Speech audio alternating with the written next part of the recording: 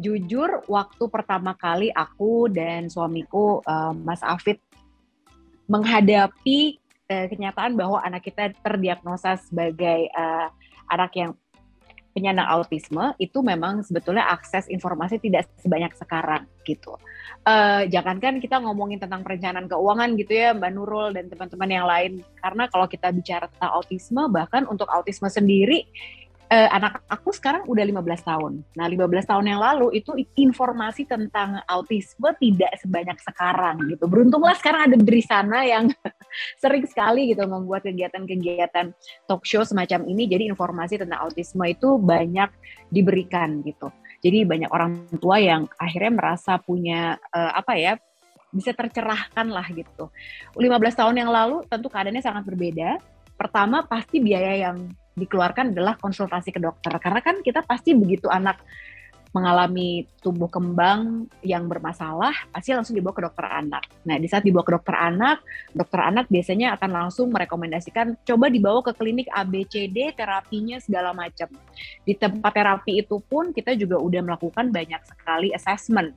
Dari assessment, kemudian dibuat programnya seperti apa. Terus kadang-kadang juga di satu tempat terapi, aduh kok ini kayaknya nggak cocok, ada terapi yang beda lagi, ngobrol sama siapa, beda lagi rekomendasinya gitu kan. Akhirnya kita sendiri juga mengalami yang namanya mencoba segala macam terapi deh, mulai dari yang umum dilakukan sampai yang tidak umum. Karena tentunya waktu itu kita semua mengejar, pokoknya harus sampai bener-bener jangan sampai masa golden age ini lewat. Gitu. Jadi semuanya benar-benar dikerjakan. Sekolah pun juga demikian gitu. Jadi biaya yang paling banyak waktu itu di tahun-tahun pertama adalah sebetulnya buat terapi menurut gitu. Jadi itu terapinya ya ada okupasi, terus udah gitu ada terapi wicara juga, ada terapi behavior, banyak sekali gitu. Dan 1 minggu itu terapi tuh full karena kan ada jamnya gitu ya. Jadi anak ini idealnya bisa mendapatkan sekian jam terapi untuk bisa mendapatkan hasil yang maksimal. Itu padahal belum sekolah. Nah, sekolah beda lagi ceritanya. Terapi udah banyak kan ya. Jadi dalam seminggu tuh bisa 3-4 kali terapi lah gitu. Bisa Senin sampai Jumat itu bisa terapi terus bahkan. Itu usia berapa Mbak Lucy waktu itu? Waktu itu Danya terdiagnosa terapi di usia 18 bulan sebetulnya. Okay. Jadi Danya di usia sebelum 2 tahun, betul. Jadi waktu itu di usia 18 bulan itu Danya sudah mengalami regresi. Jadi bukan dari lahir, dia regresi, kemudian kemampuan bicaranya hilang. Udah sempat bicara, udah beberapa kata udah keluar, kemudian hilang. Eye contact-nya juga udah akhirnya hilang. Sampai akhirnya kita bawa ke dokter. Nah, mulailah dokter merekomendasikan klinik, beberapa klinik ya waktu itu. Kemudian kita coba untuk datang. Nah, dari situ kita juga masih mikir, nggak usah di sekolahin dulu kali ya, terapi aja deh gitu. Cuman kemudian dari banyak orang yang bilang justru harus sekolah supaya ada peer-nya gitu kan, supaya ada teman-temannya, supaya dia juga termotivasi untuk berbicara, karena Danya tuh tidak verbal memang. Nah akhirnya kita cari sekolah juga ternyata sangat challenging karena tidak banyak sekolah yang inklusi, tidak banyak sekolah yang punya pendidikan yang memang bisa menunjang anak-anak berkebutuhan khusus. Kalaupun ada, harganya juga tidak murah gitu. Yeah. Jadi ya udahlah, berasa banget lah pasti orang tua yang di sini tahu banget gitu bahwa wah ini hitungannya luar biasa banget ya gitu. Benar kata Mbak Nurul tadi gitu. Untuk kita punya anak aja gitu, kita udah sering banget ya lihat sekarang di informasi sosial media, punya anak sekarang tuh akan menghabiskan biaya sekian miliar loh sampai dia kuliah. Itu anak yang normal. Kalau yang berkebutuhan khusus lebih seru lagi gitu kan. Karena kayak akhirnya Danya menemukan sebuah sekolah yang memang inklusi, dia juga punya program yang sangat bagus untuk anak-anak berkebutuhan khusus, tapi kan tentu itu ada harga yang harus dibayarkan karena Danya harus punya shadow teacher. Nah, shadow teacher itu ekstra. Ya? Betul, itu kan ekstra cost lagi kan. Nah, jadi terus terang waktu itu kita memang kesulitan untuk membuat budgeting karena harusnya idealnya kita udah tahu nih harus terapi tuh budgetnya berapa ya per bulan. Tapi kan tadi aku cerita ya, terapi dilakuin, terus kadang-kadang sebagai orang tua, kadang-kadang nih gitu, karena autisme ini adalah sebuah hal yang memang kayaknya masih diraba-raba karena tidak ada satu solusi yang bisa mengatasi masalah semua anak. Karena kita kadang lihat juga, aduh kok yang di sini kliniknya mungkin terapisnya kurang cocok, mungkin kok di sini programnya juga terlalu lama, progresnya juga nggak seperti yang kita bayangkan gitu. Bukan berarti kliniknya juga kurang bagus, cuma memang kadang-kadang cocok-cocokan banget ya. Nggak cocok di sini, benar kita pindah lagi ke klinik yang lain. Nah, jadi itu menyulitkan kita untuk mengatur dari sisi keuangannya sebetulnya.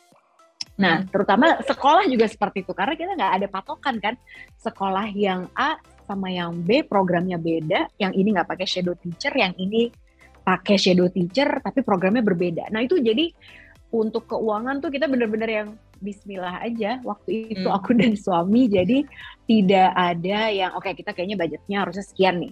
Karena memang sayangnya di Indonesia belum ada sistem yang mungkin se-advance di negara-negara lain gitu. Kenapa aku bisa bilang seperti ini? Karena Danya sendiri sempat kita bawa juga ke negara tetangga, ke Singapura, untuk kita mendapatkan diagnosa secara tertulis. Jadi kita bawa ke dokter, terus udah gitu, untuk menentukan diagnosa aja di sini juga beda sama di Singapura. Ternyata, aku juga baru tahu. Jadi kalau di Singapura sendiri kita bawa ke sebuah klinik dokter yang memang khusus menangani anak-anak autisme. Nah di situ saya tanya gimana sih cara menegakkan diagnosa bahwa autisme ini memang terjadi pada anak saya dan spektrumnya apa. Kemudian dokternya bilang bahwa kita perlu assessment. Assessmentnya itu juga 2 mingguan kurang lebih. Dan itu aku harus pergi ke dokter mata, dokter untuk pendengaran, termasuk sama ada psikolog khusus juga. Plus sama dokternya, dokter anak, pediatrician yang khusus menangani anak berkebutuhan khusus. Jadi ada 4 pihak nih yang boleh menegakkan diagnosa. Nah, kemudian di situ juga aku coba-coba untuk cari tahu, tanya berapa sih terapinya segala macam gitu. Nah, di sana memang udah ada budgetnya. Nah, kalau misalnya terapinya goalnya ini berarti per bulan kalian akan menghabiskan uang sekian. Nah, di sana tuh udah ada tuh. Kalau di sini memang agak sulit sih tantangannya Mbak Nurul gitu. Jadi di sana udah dibuat kayak perhitungan estimasi biaya yang harus dikenakan orang tua tuh udah ada ya? Betul. Memang sangat mahal, jauh lebih mahal daripada di Indonesia sih, jauh mahal banget. Pokoknya kalau kita hitung-hitung, wah gila ya. Tapi dengan fasilitas yang ada di sana segala macam memang udah terukur gitu. Tapi memang sebetulnya yang disayangkan adalah kalau di sini, jujur aku sih senang banget ya kalau dulu ada event seperti ini, aku bisa banyak belajar sebetulnya gitu. Karena jujur itu pasti ketakutan dan kekhawatiran orang tua yang memiliki anak-anak berkebutuhan khusus. Karena kita nggak pernah tahu. Bener tadi itu yang Mbak Nurul bilang di opening, itu bener banget. Salah satu ketakutannya bukan hanya membiayai untuk terapi, sekolah, dan lain-lain. Tapi kalau misalnya orang tuanya ini udah nggak ada, nanti anaknya gimana sih untuk bisa survive gitu. Apalagi anak-anak ini kan untuk aspek kemandirian ini juga sebuah hal yang menantang gitu. Nah, untuk bisa mencari uang nih gitu, untuk uangnya disiapkan supaya mereka bisa hidup dengan layak tuh nanti gimana gitu. Gitu sih Mbak Nurul kalau yang aku lihat, tantangannya aku terus terang nggak punya planning waktu itu. Jadi ini benar-benar tantangan yang sangat berat karena ya kan tidak semua keluarga itu juga punya keuangan yang sifatnya fleksibel, nggak punya. Karena emergency-nya belum tentu ada ready untuk punya anak berkebutuhan khusus kan. Benar. Kadang gini, kita pergi ke sebuah tempat terapi gitu ya, terus terapisnya atau kliniknya bilang, Bu, kayaknya perlu ditambah deh ini jamnya gitu. Ya kan nggak semua orang bisa, oke langsung kita tambahin gitu. Nggak juga kan, gitu kan. Kadang kita harus berhitung dulu gitu. Aduh, kalau ditambahin sekian jam, ditambahin lagi harinya, jadi berapa ya? Dan ini bukan cuma hari loh gitu kan. Kita juga sebagai orang tua ngitung, wah bensinnya, nganterin ke sana, kita harus pekerjaan kita juga gimana. Jadi tambah supir apa enggak, harus pakai publik apa gimana, siapa yang nganterin gitu kan. Betul. Jadi banyak banget aspek keuangan yang sebetulnya harus direncanakan. Nah, jujur kita waktu itu ya pas mulai, apalagi di 14 tahun yang lalu lah gitu ya, adanya sekarang 15 tahun, kurang lebih 14 tahun yang lalu, ya kita bener-bener learning by doing aja. Jalanin gitu aja dulu ya Mbak Lucy waktu itu pasti. Iya, betul. Sambil berdoa. Bener-bener karena benar-benar hanya mengejar kita nggak kan? Kehilangan golden age aja gitu, nggak ada bayangan sama sekali. Mungkin kalau sekarang karena Danya udah berusia 15 tahun, jadi udah lebih terkontrol gitu kan. Jadi oke, ini sekarang usianya dia udah kebayang, sekarang dia udah 15 tahun, targetnya apa sih gitu. Yang udah nggak mungkin dikejar, ya udah kita udah nggak ngejar ke situ lagi, kita mencoba untuk cari target yang visible aja. Jadi untuk terapi pun juga kita akhirnya bisa menyesuaikan gitu dengan budget yang ada sekarang.